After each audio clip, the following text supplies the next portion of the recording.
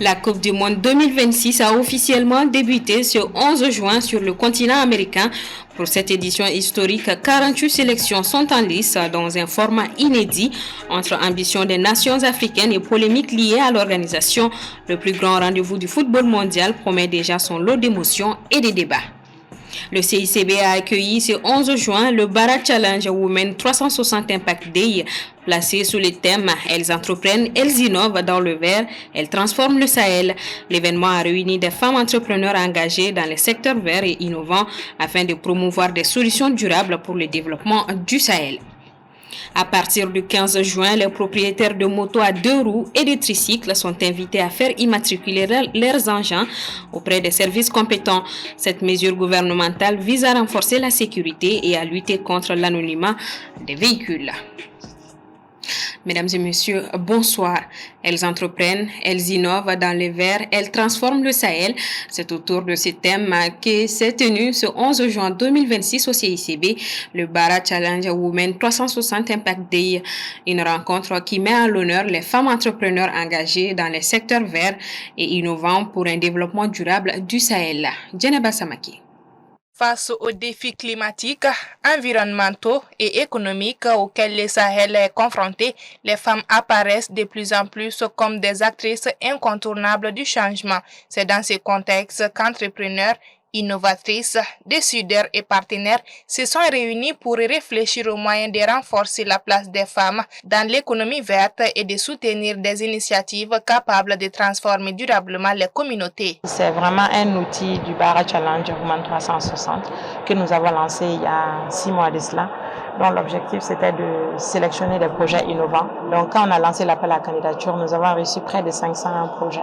Et ces 500 projets-là ont été soumis à des tests et à des suivis. Toute la journée, nous allons avoir beaucoup de panels techniques de très haut niveau sur les chaînes de valeur agricole, sur le financement et aussi sur les success stories des femmes.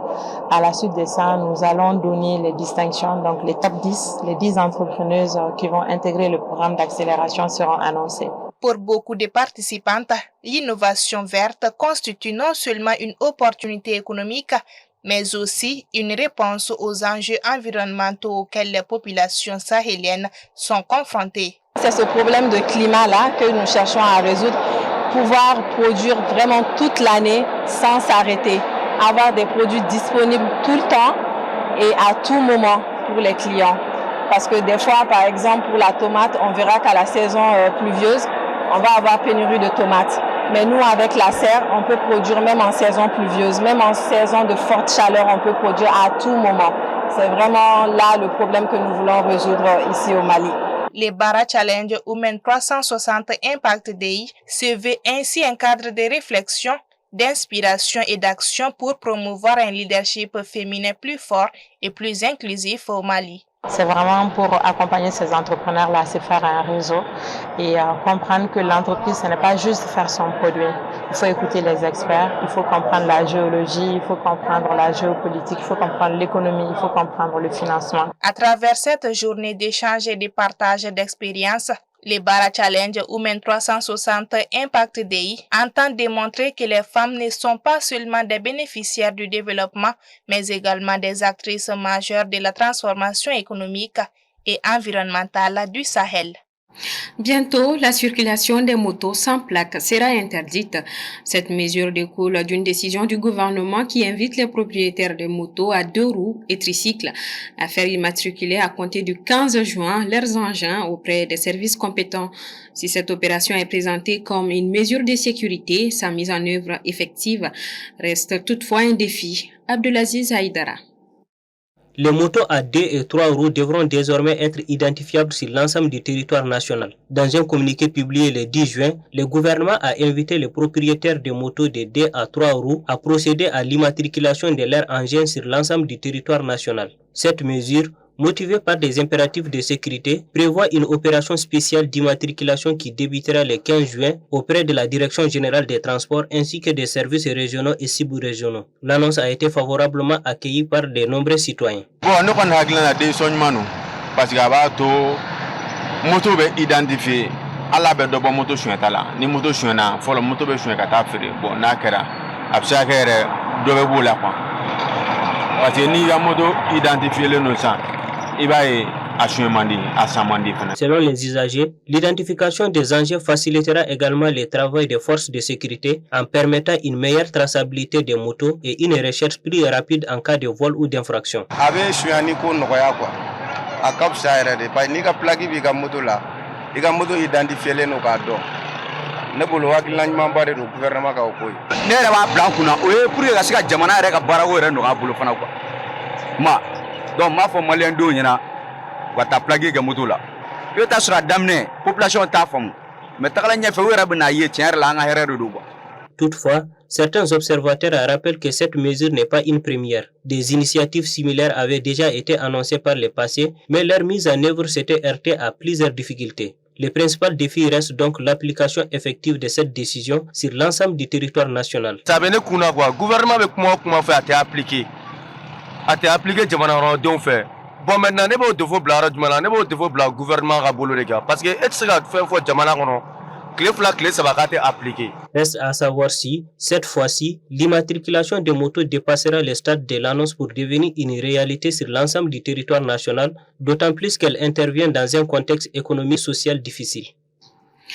Reporters sans frontières a condamné l'arrestation et le placement sous mandat de dépôt des journalistes Shahana Takiou, directeur de publication du journal Le 22 septembre, et Abdraman Keïta, directeur de publication du journal Le Témoin.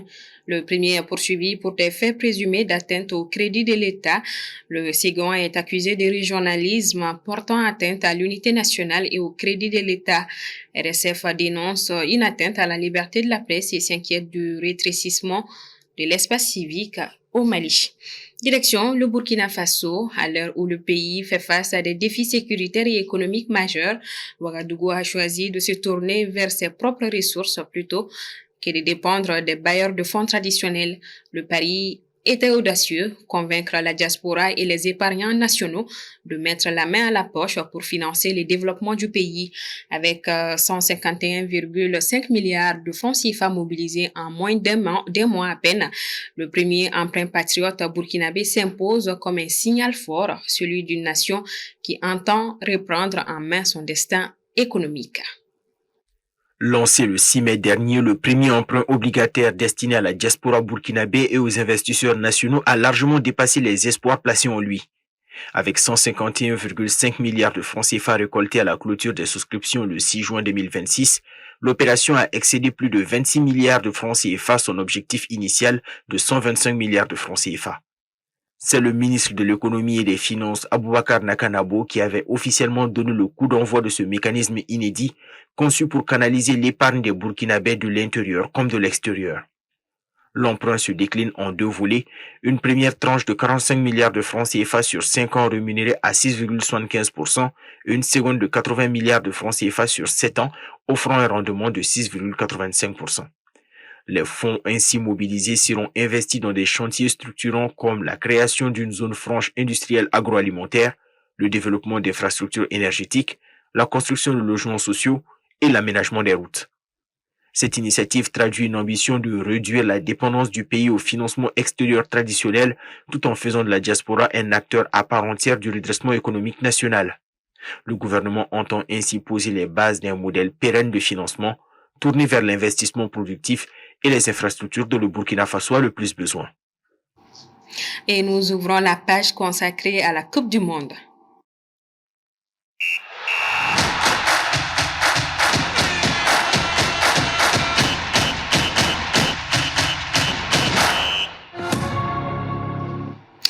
Le jour J est enfin arrivé pour la planète football. La grande messe du football mondial a démarré ce jeudi 11 juin. 48 nations sur le sol du continent américain pour disputer cette Coupe du Monde. Une édition qui s'annonce d'ores et déjà historique avec un format totalement inédit, mais aussi entouré de vives polémiques à quelques heures du premier coup de sifflet. Entre rêves de grandeur africaine et couac d'organisation, présentation des enjeux avec Moussa Traoré. L'histoire aime décidément bégayer. 16 ans après le Mémorial mondial 2010 en Afrique du Sud, les Bafana Bafana, et le Mexique se retrouvent à nouveau pour le match d'ouverture. À l'époque, les deux nations s'étaient séparées sur un score d'1 but partout. Cette année, le destin inverse les rôles. C'est sur le sol mexicain que se rejoue ce grand classique. Une ouverture qui donne le coup d'envoi d'une compétition totalement révolutionnaire. Pour la première fois, le mondial passe de 32 à 48 pays. Une extension qui profite historiquement à l'Afrique, représentée par un contingent record de 10 nations. Après l'épopée légendaire du Maroc en 2022, tout le continent se prend à rêver. Le football africain pourra-t-il se hisser sur le toit du monde? Ces nouveaux formats ouvrent également la porte à la magie d'un novice. 4 pays s'apprêtent à discuter leur toute première Coupe du Monde, à savoir le Cap-Vert, Curaçao, la Jordanie et l'Ouzbékistan. Au-delà des rêves, cette édition résonne aussi comme la fin d'une époque dorée. C'est l'ultime danse pour des légendes comme Lionel Messi, Cristiano Ronaldo, Neymar Jr., Luka Modric, Manuel Neuer ou encore la star sénégalaise Sadio Mané. Mais la magie du rectangle vert n'efface pas les tensions en coulisses. Ce démarrage est entaché par de lourdes polémiques, notamment l'expulsion de l'arbitre international somalien refoulé à l'entrée du tournoi. Un chaos logistique marqué par des retards de délégation et des milliers de supporters privés d'accès au stade malgré leurs billets. Malgré ces zones d'ombre, la ferveur reste totale. Le monde entier a désormais les yeux rivés sur la pelouse, espérant que le jeu et les spectacles sauront rapidement faire oublier les tumultes des coulisses. Et selon les médias iraniens, Téhéran a menacé ce mardi 9 juin d'interrompre ses matchs durant la Coupe du Monde 2026 si des drapeaux non autorisés étaient brandis ou si des slogans visant l'équipe nationale étaient scandés dans les stades. Cette décision fait suite à des critiques concernant la participation de l'équipe d'Iran au tournoi. Soumaïla Fani. La Coupe du Monde de football 2026 a débuté ce jeudi 11 juin et l'Iran entamera sa campagne dans le groupe G le 15 juin face à la Nouvelle-Zélande à Los Angeles, ville qui abrite une importante communauté d'exilés iraniens. L'équipe affrontera ensuite la Belgique au même endroit le 21 juin, puis l'Égypte à Seattle le 26 juin. Cette participation se déroule dans un climat de forte tension. En avril, des manifestants rassemblés devant le congrès de la FIFA à Vancouver avaient demandé l'exclusion de l'Iran du tournoi, estimant que la sélection représentait le corps des gardiens de la révolution islamique plutôt que le peuple iranien. Dans ce contexte, le ministre iranien des Sports, Brahim Ali, a déclaré mardi aux médias iraniens, je cite, « Nous avons informé la FIFA que si des drapeaux non officiels sont brandis ou si des slogans hostiles à l'équipe nationale sont scandés dans les stades, le manager de l'équipe aura pour consigne d'interrompre le match. On nous a assuré qu'aucun incident perturbateur ne se produirait dans le stade lors du match contre l'Égypte. » Fin de citation. Sur le plan logistique, la sélection iranienne fait également face à plusieurs obstacles. Sa fédération de football a indiqué que son contingent de billets avait été retiré quelques jours avant le début du tournoi, empêchant ainsi des supporters qui avaient déjà organisé leur voyage d'assister au match. Par ailleurs, l'équipe qui s'entraîne actuellement à Tijuana au Mexique ne pourra entrer aux États-Unis que la veille de chaque rencontre selon le département de la sécurité intérieure. Ces restrictions interviennent dans un contexte de conflit qui ajoute une dimension géopolitique au tournoi. Voilà, nous vivrons ensemble cette Coupe du Monde dans nos différentes éditions. On termine donc par la une du Journal du Mali. Travail des étudiants, des enfants, l'âge des fardeaux. C'est la une de votre hebdomadaire. Malgré les lois, le travail des enfants reste massif au Mali, nourri par la pauvreté, l'insécurité, la déscolarisation, l'agriculture, l'orpaillage et la domesticité. Le combattre suppose de faire appliquer les textes sans ignorer les familles qui dépendent encore de cette main-d'œuvre pour survivre.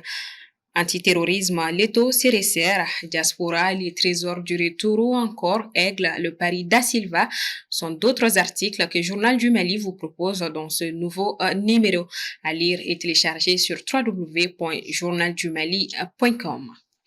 Bonne lecture à vous, mesdames et messieurs. Merci d'avoir suivi ce 1945. Bonsoir à tous et à demain.